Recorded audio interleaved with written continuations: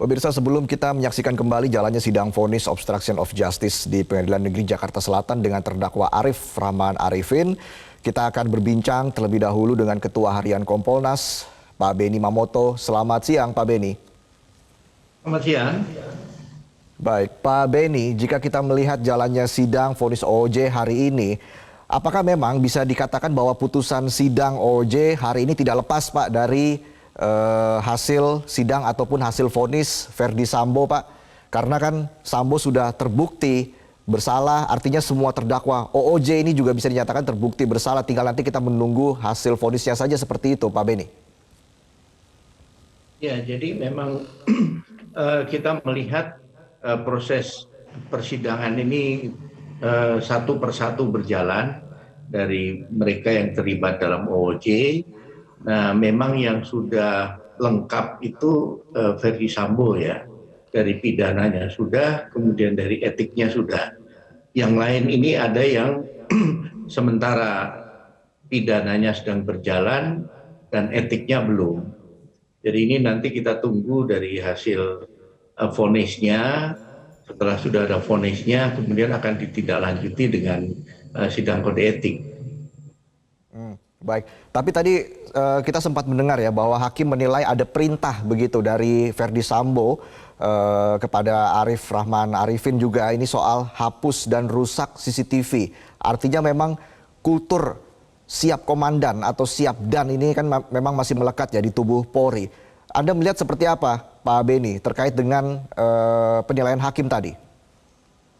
Ya, betul sekali bahwa yang terungkap di pengadilan berdasarkan pengakuan dari para terdakwa sendiri, mereka di bawah tekanan, di bawah perintah, dan ketika masih aktif, kita semua tahu bahwa bagaimana sangat berpengaruhnya Sambo ini, sehingga tidak ada pilihan lain kecuali dia harus mengikuti perintahnya. Karena kita tahu sebelum Sambo dinonaktifkan, kemudian dimutasi ke Yanma, itu Eliezer pun masih kekeh pada skenario. Tapi setelah kemudian Sambo pengaruhnya agak berkurang karena sudah dinonaktifkan dan dimutasi ke Yanma, sehingga hierarki itu hilang, maka satu persatu mulai memberikan keterangan sesuai fakta yang dihadapi di lapangan. Nah, ini tentunya akan menjadi pertimbangan hakim nantinya ketika terbukti di persidangan bahwa dia di bawah tekanan, di bawah perintah, sehingga nanti hal tersebut akan menjadi pertimbangan untuk hal yang meringankan gitu. Tapi kalau kita bicara soal Richard Eliezer ini kan sedikit berbeda ya, Pak Beni. Bagaimana seorang anggota polisi yang jelas statusnya ini terpidana, ada keputusan hakim ingkrah begitu karena jaksa juga tidak mengajukan banding, tapi tidak dipecat dari Polri. Ya, memang terjadi pro kontra ya pendapat di publik. Tetapi kemarin ketika saya mengikuti sidang etiknya dari awal sampai akhir, memang sudah dibahas secara detail ya, satu persatu pelanggaran yang dilakukan, kemudian pertimbangan hal-hal yang meringankan, bahkan juga dari sidang etik itu mengadopsi putusan dari hakim untuk pengadilan pidananya tentang hal-hal yang meringankan. Satu catatan bahwa ada kontribusi yang sangat signifikan dari Eliezer, yaitu dia dengan berkata jujur apa adanya, maka terungkaplah skenario yang dibangun oleh Sambo, kemudian kasus ini bisa terungkap tuntas. Kita bisa bayangkan seandainya Eliezer sama dengan yang lain, tutup mulut, maka tentunya pihak Polri akan kesulitan dalam mengungkap kasus Duren 3. Dan ini menjadi masalah tersendiri buat Polri, karena publik menuntut adanya gerak cepat dari Polri untuk menjawab apa yang sesungguhnya terjadi. Jadi di sini kontribusi Eliezer sangat nyata, dan menurut saya nilai kejujuran ini sangat tinggi ya. Karena yang lain kan masih berusaha untuk mengelak, kemudian menutup, bahkan masih ada yang berbohong. Apa bedanya dengan para terdakwa di sidang OJ hari ini? Apakah memang yang membedakan hanya soal status dari Eliezer sebagai justice kolaborator, Pak Beni? Itu yang paling menonjol, peran dia sebagai justice kolaborator, dia berkata jujur sehingga kasus ini terungkap. Untuk yang lain tentunya diharapkan ketika masing-masing berkata jujur di depan persidangan, ini akan menjadi pertimbangan hakim untuk meringankan putusannya. Artinya tidak ada hal-hal yang masih ditutupi atau tidak ada hal-hal yang masih mengikuti skenario dari Sambo. Nah, di sini akan dinilai oleh hakim, cross check dengan kesaksian yang lain, dan hakim nanti tentunya akan mempertimbangkan hal-hal yang meringankan itu untuk vonisnya nanti kemudian lebih rendah gitu. Oke, tapi kalau kita bicara kembali ya soal vonis Richard Eliezer ini kan memang sejumlah pihak menilai tindakan penembakan apapun itu tidak bisa dibenarkan begitu, apalagi ayah Brigadir Yosua juga mengkritik keputusan Polri yang menerima kembali Eliezer begitu sebagai polisi. Ini kan seperti yang Anda katakan tadi menimbulkan pro dan kontra, menimbulkan kontroversi karena dianggap bersifat populis begitu, Pak Beni. Tanggapan Anda seperti apa, Pak Beni? Ya, setelah kami mengikuti sidang etik kemarin, secara detail kami ikuti pertimbangannya apa dan sebagainya. Ada hal-hal yang tidak terpenuhi dan sebagainya. Sebagai contoh, kemarin dibahas juga tentang penggunaan senjata api Glock yang dipegang oleh Eliezer. Itu kalau menurut ketentuan dia memegang senjata api tidak sesuai prosedur. Tidak ada tes psikologi, tidak ada tes kesehatan dan sebagainya. Tetapi kemudian terungkap ternyata semua itu perintah Sambo kepada Kahyanma sehingga dia tinggal menerima senjatanya saja. Sehingga dalam hal ini hal yang meringankan adalah bahwa semua ini atas perintah dan semua sudah disiapkan oleh Sambo gitu. Artinya Kompolnas menilai bahwa keputusan memberi demosi kepada Eliezer ini sudah tepat ya daripada PTDH.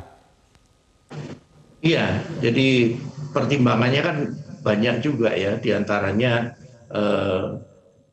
catatan di kepolisian tidak ada pelanggaran etik, pelanggaran pidana, pelanggaran disiplin, kemudian pernah penugasan di daerah konflik, di Poso, kemudian di Papua, kemudian punya keahlian mengikuti pelatihan dan sebagainya. Di samping itu usianya masih muda, dan ada tambahan di mana keluarga Yosua sendiri kan sudah memaafkan atas apa yang terjadi. Permohonan maaf dari Eliezer diterima oleh pihak keluarga, ini satu hal yang tentunya menjadi pertimbangan di samping sebagai justice kolaborator. Tapi apa implikasinya ini bagi polisi ke depan, Pak Beni, melihat bahwa seorang Richard Eliezer begitu yang terpidana 1 tahun 6 bulan penjara akhirnya diterima kembali oleh pihak kepolisian. Apa implikasinya ini bagi Polri ya dalam menghadapi kasus-kasus seperti ini nantinya ke depan, Pak Beni? Ya, ke depan ada hal yang pembelajaran yang bisa dipetik dalam kasus ini. Yang pertama menyangkut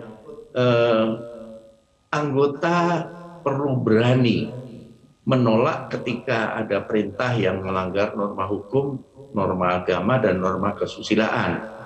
Nah, Eliezer berani melawan dalam hal pembuktian ya, dia berani berkata jujur sehingga kasus ini terbuka dengan segala risikonya yang harus dihadapi.